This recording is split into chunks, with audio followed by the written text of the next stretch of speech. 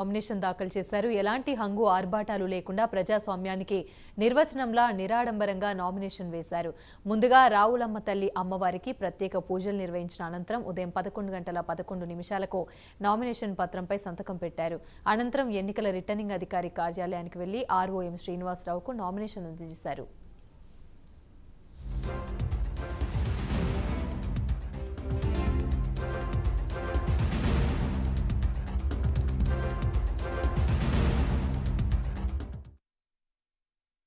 జగ్గంపేట నియోజకవర్గం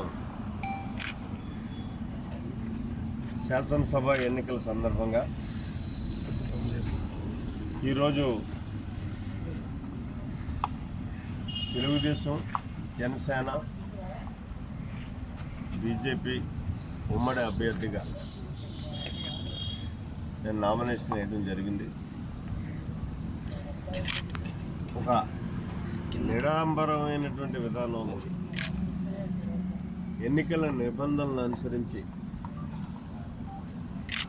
నామినేషన్ వేయాలి అనేటటువంటి ఆలోచనతో ప్రజాస్వామ్యానికి ప్రారంభం నుంచే నిర్వచనం పలికే విధంగా